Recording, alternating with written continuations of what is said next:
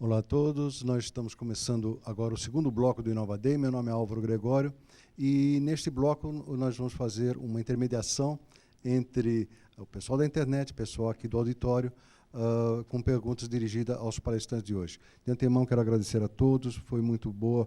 Eu que não entendia nada, estou saindo melhor, estou saindo uma pessoa que conhece mais algum pouco, eu estava com muita insegurança, falei isso aí para o Roberto Aguni, falei assim, eu não conheço nada disso, vou pronunciar coisas erradas e tudo mais, mas agradeço muito, foi muito...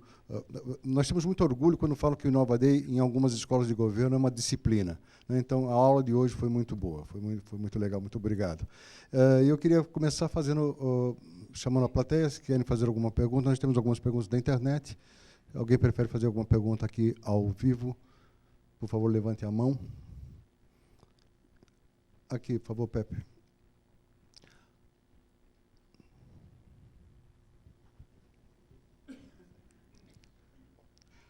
Queria pedir que você ficasse em pé e falasse seu nome e de onde é. Por favor. Bom dia, meu nome é Isaura, eu sou da FDE, eu trabalho na Gerência de Tecnologia da Informação e Comunicação. Eu gostaria de parabenizar a todos, porque realmente, como você, Álvaro, me sinto bem melhor agora. Estou saindo daqui com um sentimento de que aprendi bastante coisa hoje. Deu para observar, durante as palestras, que a dificuldade financeira permeia, né, o Estado como um todo. Sabemos que é um problema do governo federal, na verdade, mas também deu para observar que a metodologia pode trazer uma redução de custos muito grande e tem muito fundamento, né? Não só para o momento que a gente vive, mas eu acho que para frente também. Então, eu gostaria de saber, na verdade, a minha pergunta não vai muito para os palestrantes, mas, na verdade, para vocês, que são Secretaria de Governo, qual a possibilidade da Secretaria articular um comitê, né? Como a exemplo do que o Thiago, né, se não me engano, colocou no início, do que aconteceu em Singapura. Qual é a possibilidade da gente conseguir articular um comitê ou um grupo de trabalho que conseguisse juntar as secretarias de Estado e a gente conseguisse institucionalizar uma forma melhor, né, ou um fato de enxergar qual é a possibilidade que a gente tem de manter a metodologia como um padrão dentro do governo. E aí eu acredito que isso está um pouco elencado com as perguntas que o professor Nardelli colocou para a gente no final da apresentação dele, né? Então, eu penso que o governo em si, se tiver uma força e conseguir mostrar para as demais pastas das secretarias que existe a possibilidade de institucionalizar, talvez a gente tenha um ganho e uma efetividade maior no uso, né, e na disseminação da tecnologia para o uso mesmo. Uhum. Ok? Ok. Obrigada. Isaura, eu queria pedir, então, uma gentileza a você. Pois não. Entregue esse microfone para Roberto Aguni, que está 2 cadeiras à sua frente. Okay. Eu pedirei também licença ao pessoal aqui da mesa para que a gente possa ouvir um pouquinho o Roberto sobre esse assunto. Bom, conversando com as várias pessoas, não só os palestrantes, mas também com várias pessoas que estão aqui de outras empresas, de outras áreas de governo, essa é uma demanda, tá certo, que foi feito aqui, e a gente está assumindo o compromisso de levar o nosso secretário, a nossa secretaria, à proposta da institucionalização de um grupo de trabalho para, a exemplo do que foi, a gente viu aqui em Inglaterra, Singapura, etc., esse grupo, tá certo, propor, estabelecer diretrizes para a implantação do BIM dentro do governo do Estado. Ok? Então, nós estaremos levando na segunda-feira, que hoje à tarde, infelizmente, a gente não volta para lá, nós vamos estar discutindo o próximo Inova Day de setembro aqui, com o comitê gestor do Inova Day na Secretaria da Fazenda, mas na segunda-feira, o Fernando e eu, que está aqui, que também é lá da Secretaria, nós já nos comprometemos a levar a proposta para o secretário da pasta, tá certo? No sentido de criar um grupo de trabalho, juntar as experiências, porque vocês viram aqui que há conhecimentos, inclusive na palestra do Silvestre, ele está dizendo que é aproveitar o trabalho de várias áreas, tá certo? A gente fala de construção, tá certo? Embora seja alguma coisa específica, ele citou o exemplo da cadeira, muito bem, não é que eles vão usar a cadeira escolar, mas, sem dúvida, o conhecimento para gerar aquilo é fundamental que seja trocado dentro do governo. Afinal de contas, há muito tempo que a nossa unidade defende que é um governo único, tá certo?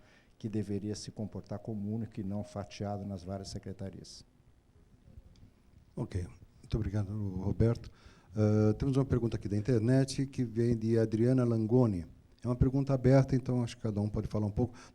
Nós ficaremos só até 12h30, então, por favor, vamos ter uma objetividade aqui.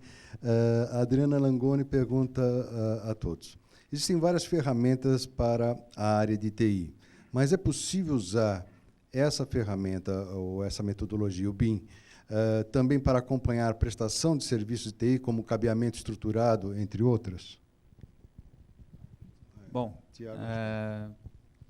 o BIM ele é um conceito que pode ser aplicado para diversas disciplinas.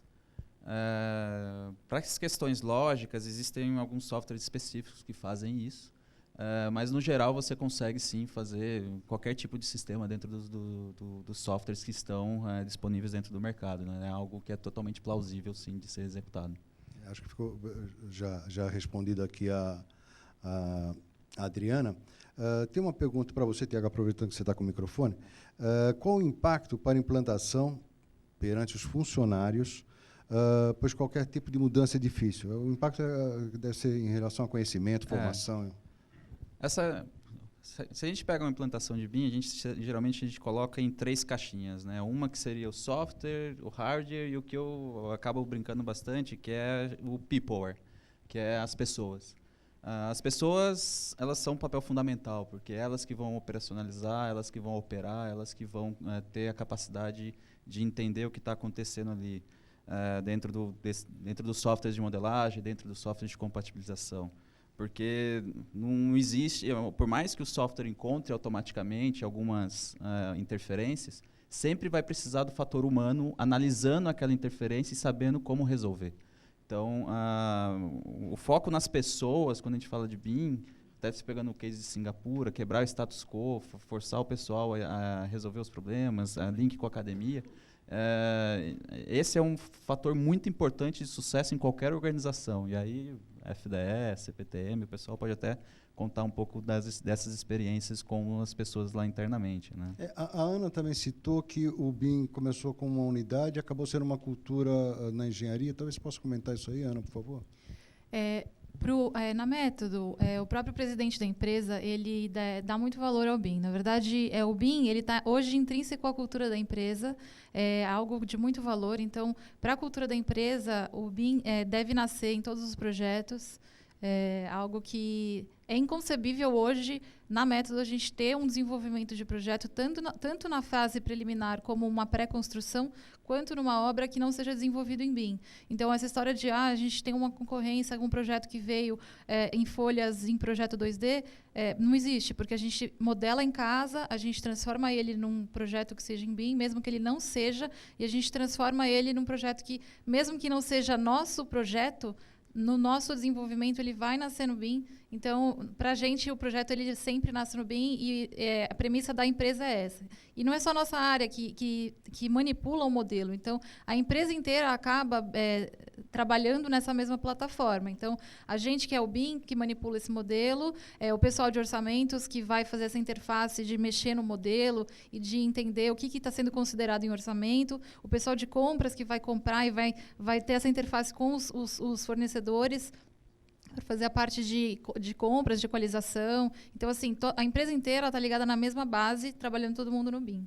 Aproveitando que está com você, Angelique, Ana, a Angelique escreve aqui pela internet. Angelique Joseli diz, bom dia, arquiteta Ana. O que consiste o 5D?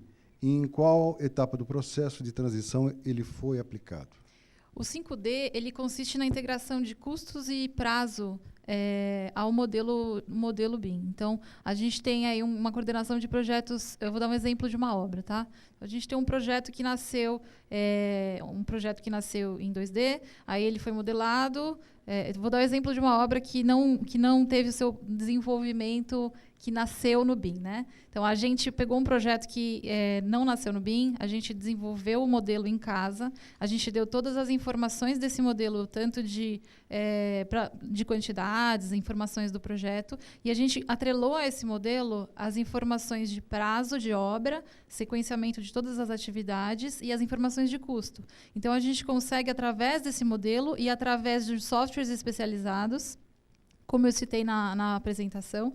A gente consegue controlar a obra, então a equipe de planejamento e controle da obra, ela consegue manipular esse modelo e controlar todas as etapas da obra de execução através desse modelo.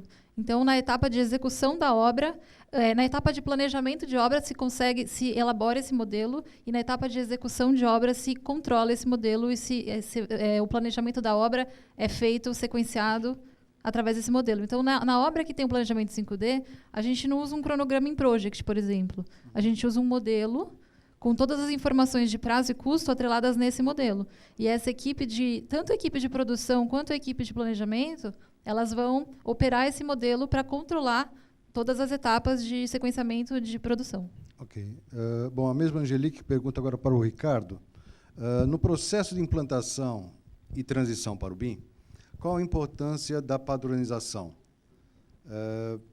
Qual o momento do processo de transição é adequado para a padronização?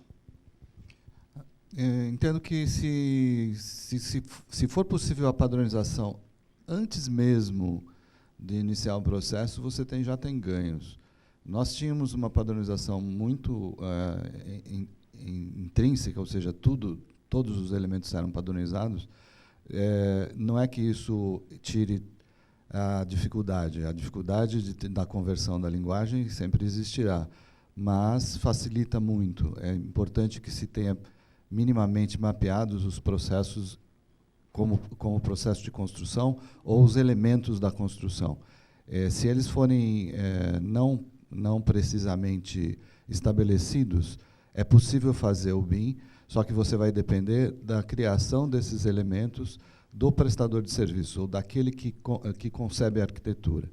No nosso caso, como nós já tínhamos uma padronização muito grande, e entendemos que tudo deveria ser convertido para a linguagem paramétrica, na medida em que nós teríamos a continuidade do que nós já tínhamos, só que com essas ferramentas de parametrização. Ou seja, não é impossível trabalhar em BIM sem a padronização, porém é muito mais difícil. Ou você vai ter que ficar analisando elementos nas etapas de entrega dos projetos. Ou seja, quando você tem um produto pré-aprovado, aquele elemento não precisa ser parte integrante daquela análise que você vai fazer no recebimento do projeto. Okay. Tem uma pergunta aqui do Rogério Costa para o professor Eduardo Nardelli. Hoje, a própria Building Smart não certifica todas as informações, sejam elas vindas de qualquer software. Como, então, se pretende fazer a interoperabilidade? Pois é, e essa é uma das dificuldades. Né? Você tem um padrão universal, vamos chamar assim, que, na verdade, não tem a mesma velocidade de desenvolvimento, de adaptação, que tem todos os outros softwares que vão acontecendo. Né? Uma empresa, por exemplo, como a Autodesk, que tem não sei quantos homens hora desenvolvendo o produto dela e vai avançando nas versões, etc. E não vai acontecer a mesma coisa com o padrão AFC. Então, você tem um processo aí que nós todos estamos apreensivos. O problema é o seguinte, se você não tiver nenhuma possibilidade de universalizar o processo, é muito pior. Então, o que fez os Estados Unidos? Os Estados Unidos resolveu implantar BIM e colocou o padrão AFC. Então, pronto, está aí, né? Está o desafio colocado.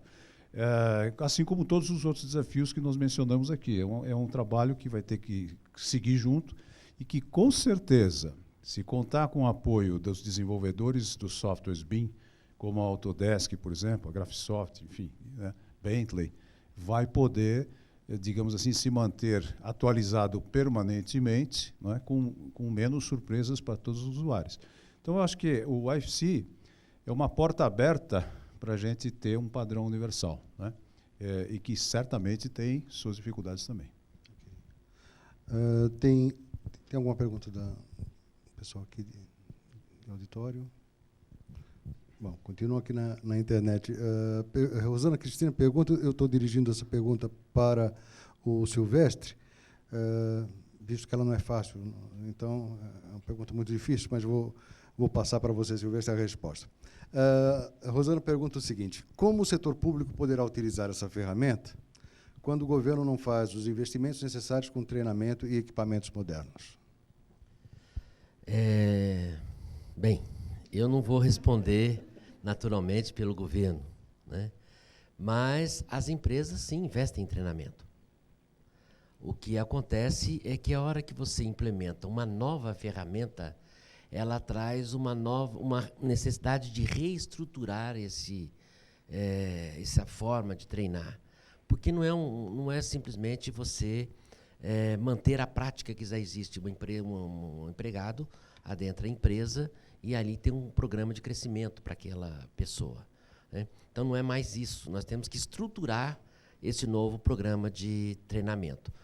Dentro da CPTM, nós temos avançado muito nesses treinamentos.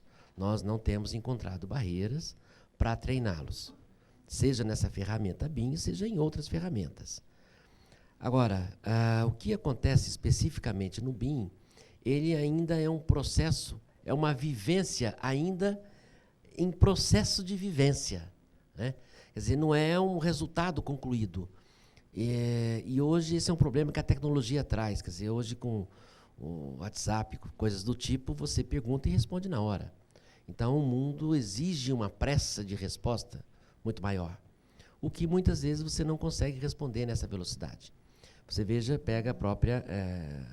vemos aqui alguns exemplos, onde você estrutura todo um cenário para termos um desenvolvimento em 6, 8 anos.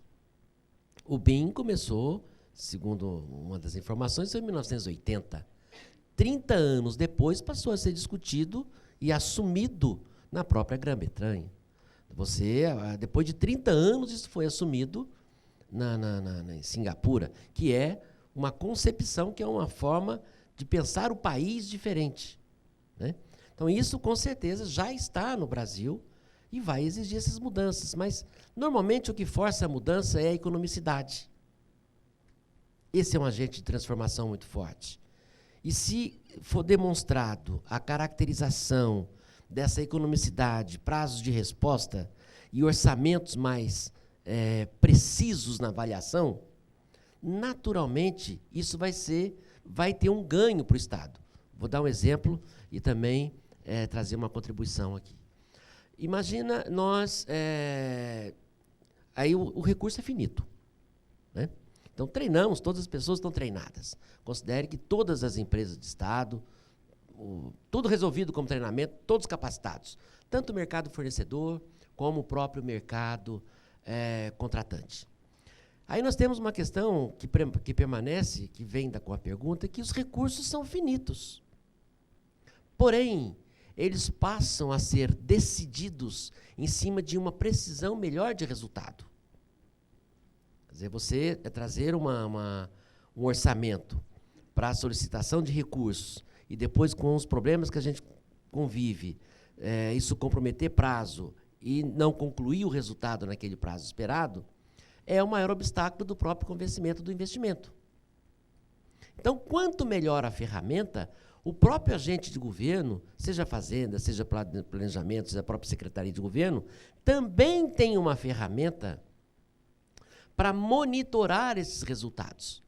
Então, ele não é uma simples questão de uma ferramenta de um contratante ou de um investimento num contratante, seja para treinar ou seja para investir como um todo.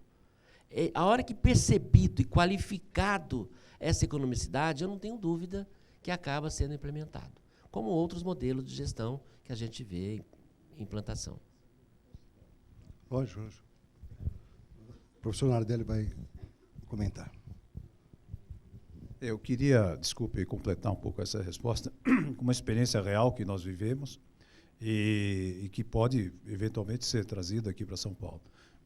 Lá pelo 2009, o Ministério do Desenvolvimento, Indústria e Comércio chegou à conclusão que era importante implantar o BIM, junto com o governo federal, porque nós estamos, naquele momento, decolando com o programa Minha Casa Minha Vida, e uma série de questões começaram a aparecer, como fazer essa adaptação em massa, enfim.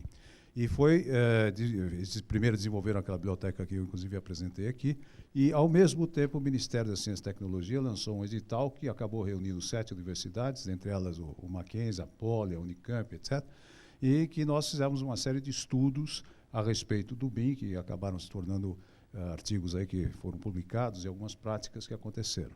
Bem, São Paulo tem FAPESP, São Paulo tem o Desenvolve, não é? O que eu acho que falta, não falta recursos a São Paulo. São Paulo, o que falta talvez é criar esta comissão, não é? E a gente começar a articular estes recursos para que eles gerem este conhecimento tão necessário para que a gente faça esse salto de qualidade. E só para fechar, quero citar aqui o Schumpeter. Schumpeter é um economista austríaco que, em 1911, publicou um trabalho em que ele analisa o que faz o capitalismo avançar. O que faz o capitalismo avançar não é aumento do investimento em mão de obra, em matéria-prima, em processo. O que faz o capitalismo avançar são as inovações tecnológicas. Não é? Quando você inova processos que trazem mais produtividade àquilo que já é feito. Nardelli, há também uma questão que eu gostaria que todos comentassem, pode começar por você, que é o custo para os pequenos escritórios de engenharia, de arquitetura, de uma ferramenta dessa, caso ele seja uma ferramenta padrão de mercado de governo, né? Então, como ficariam esses custos? Acho que cada um tem uma visão aqui, visões convergentes, né? Bom, eu acho que, se a gente considerar a situação como ela é hoje, ele é praticamente impossível para os pequenos escritórios de arquitetura fazerem esta grande transformação sozinhos.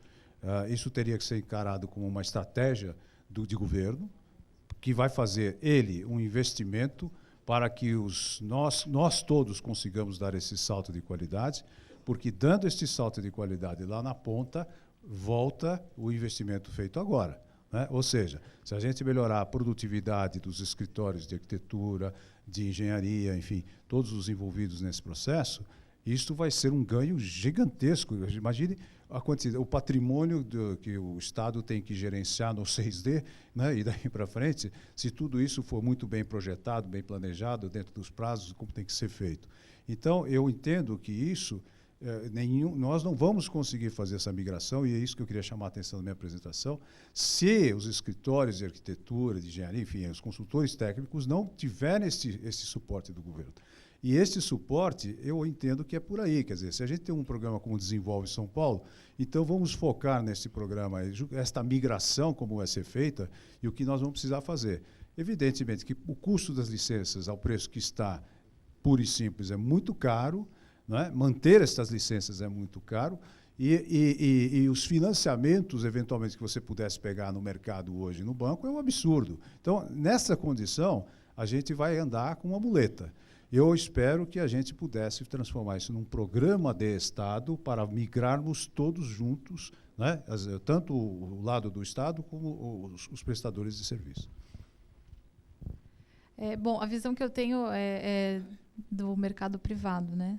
Realmente o custo de implantação não é pequeno. Além do custo de software, de hardware, tem o custo de treinamento, que é um custo um pouco difícil de mensurar, porque depende do tamanho da equipe, depende do treinamento, é uma coisa que depende bastante do tipo de treinamento que você vai dar, de quantos softwares você vai treinar, do tamanho da equipe que você vai treinar. Então, não é pequeno, mas, assim, para a gente que trabalha construindo, é uma coisa que se paga, porque o ganho que a gente tem evitando o retrabalho em obra. Então, no nosso caso, todo o investimento que a gente fez já foi pago há muitos anos. Então, mas eu entendo que é um custo aí que, para quem está começando, seja...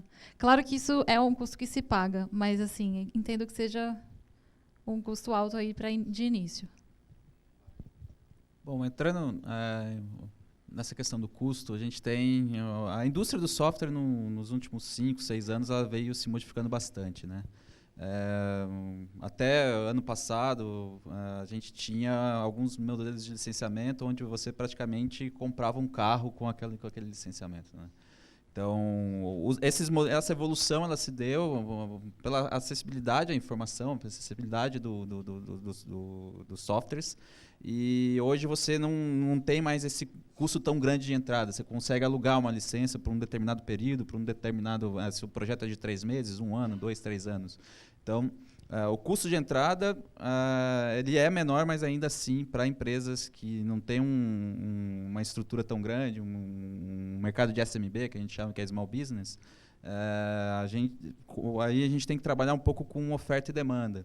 Então, quanto maior a oferta de escritórios que estiverem demandando esse tipo de tecnologia, por isso que o Estado, novamente, tem um papel fundamental, porque a gente tem um ecossistema trabalhando para diversas empresas e entidades, mas quando o governo chega e coloca aqui, como Singapura fez, eu estou criando a demanda por esse tipo de serviço. Então, naturalmente, com a grande oferta que vai ter, os custos de entrada também acabariam baixando, assim como as próprias questões que já foram levantadas até na minha apresentação, das estratégias que poderiam ser feitas com alíquotas, com bolsas de estudo, uma série de coisas para conseguir facilitar com que esse pessoal de small business consiga, de fato, ter acesso à tecnologia, né? Só complementando, corroborando com tudo que já foi dito, de acordo com todas as visões, acredito que o governo fazendo investimentos nessa área, ele terá um ganho em qualidade e eficiência muito grande e muito a curto prazo. A cada real investido vão voltar 10 em termos de qualidade, eficiência, eficácia, controle. Enfim, é realmente uma solução que eu acredito que seja a mais viável em curto prazo.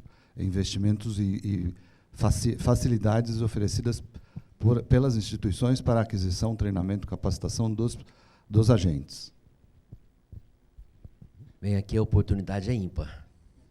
Nós temos a visão de um segmento, prestador de serviço, que naturalmente, pela própria permanência desse segmento, ele tem que ser estruturado, ele tem que ter continuidade, independente das inovações que surgem. Agora, veja, no passado, aqui tem geração que começou com a caneta Nanquim. Mais um. Eu não. Eu ganhei uma, mas eu nunca usei. Então, veja, sobreviveu às mudanças. Existe alguma capacidade inerente nas pessoas que acompanham esse desenvolvimento, né?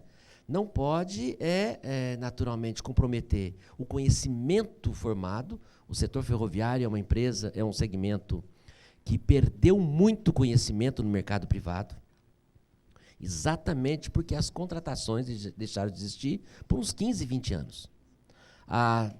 De 5 a 10 anos, voltou a contratar e estamos perdendo novamente.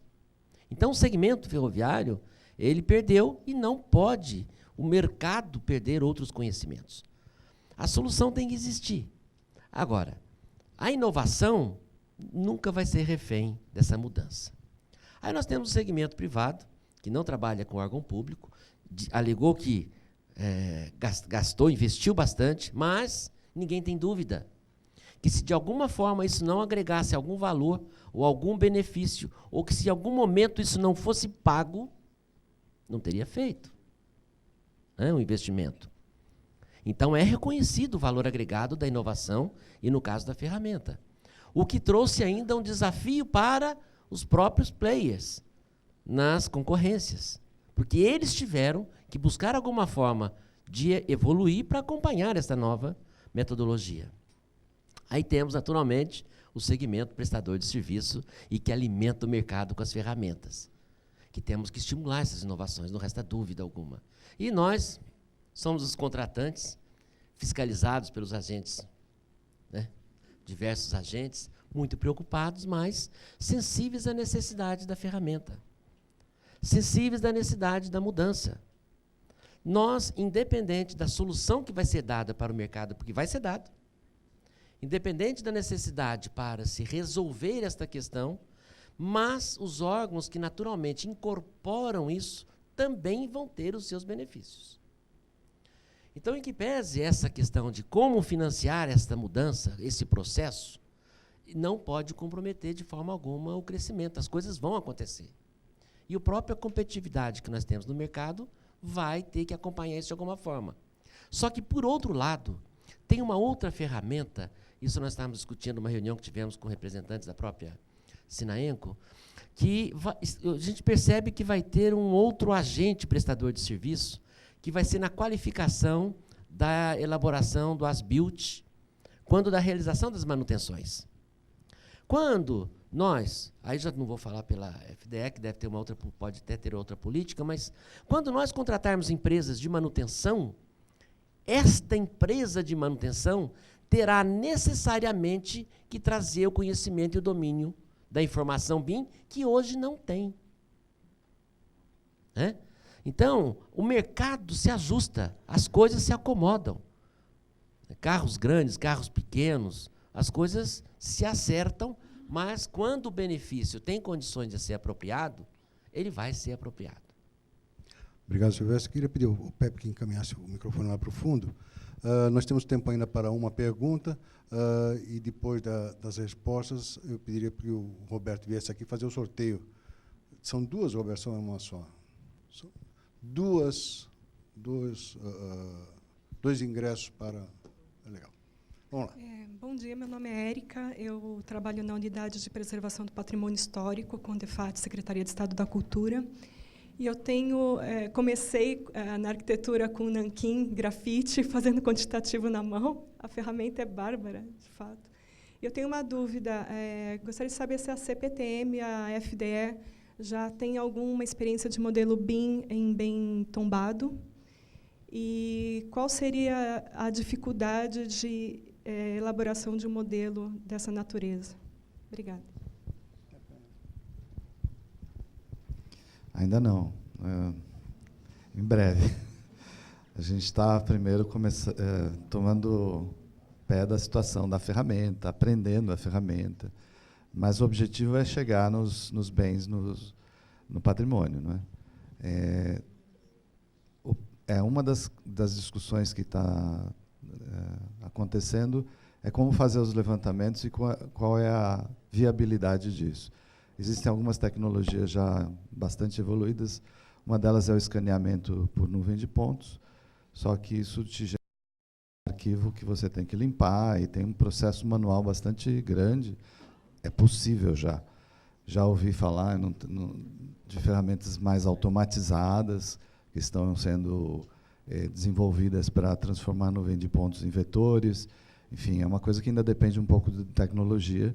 Já tem tecnologias de fotografia tridimensional que também pode ser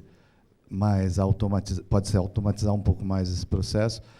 O desafio que eu vejo é transformar o patrimônio num modelo com conteúdo.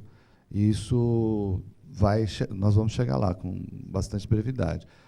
Hoje nós não estamos nos debruçando nisso porque não há braços para isso. A nossa divisão de patrimônio é pequena, são 2 ou 3 pessoas trabalhando nessa área, e não houve ainda a possibilidade de atacar essa questão, como não atacamos ainda os 5.300 prédios que, no futuro, a gente pretende operar com modelos paramétricos. Bem, por melhor que seja a convivência da CPTM, seja com as equipes do CONDEFAT, do IFAM, COMPRESP e outros municípios, nós consideramos todos esse aspecto da preservação do bem histórico nos nossos projetos. Há uma dificuldade, sem dúvida, de modelar, mas a questão não é modelar. A questão é você traduzir as informações relevantes do bem, seja com BIM ou sem BIM. Né? Então, isso não é... Eu não vejo isso como uma complexidade, mas eu também não sei, pelo que eu já vi, com certeza ainda falta muita coisa para ver, se traz a qualidade da informação conforme nós temos visto o processo hoje. Né? Porque hoje se trabalha muito com imagem real, é muita restauração, muita pesquisa histórica para se restaurar aquele bem. Então, muitas vezes, não é só o modelar. O modelar, você pode pegar a Estação da Luz e modelar a estação inteirinha, mas ela não responde, por exemplo, à questão da gramatura da tinta. Né? Então, nós temos uma série de questões a serem incorporados no modelo para garantir descritivo dessa natureza, e existe forma para isso. Existe forma, sim, de você modelar qualquer bem e você traduzir acompanhado das informações específicas para isso. Só complementando, lembrando que a Sagrada Família de Barcelona, a igreja do Gaudí, do arquiteto Gaudí, ela está sendo construída com modelos BIM. O arquiteto deixou seus desenhos e maquetes no século XIX, e a igreja hoje está sendo gerenciada, o crescimento, a expansão do projeto está sendo gerenciado com modelos BIM. Só dando um pitaco sobre essa questão do patrimônio histórico, a gente sempre costuma dizer que existe um gráfico de esforço-resultado com relação à aplicação da tecnologia. Então, existem determinados usos, porque o BIM é um negócio tão amplo, dependendo do uso que você vai ter, o esforço que você tem para construir um modelo, como o próprio Silvestre colocou, às vezes, dependendo do que você vai fazer, é melhor seguir no processo que já existe, entendeu? Essa questão do patrimônio histórico em si, a tecnologia de laser scan ela consegue sim ajudar bastante, só que você tem que tomar cuidado com o nível de detalhe que você vai chegar dentro do modelo para não sobrecarregar quem vai acabar sendo o responsável por fazer a operação do modelo depois para frente, né? Na verdade, eu quero sugerir 2 referências bibliográficas.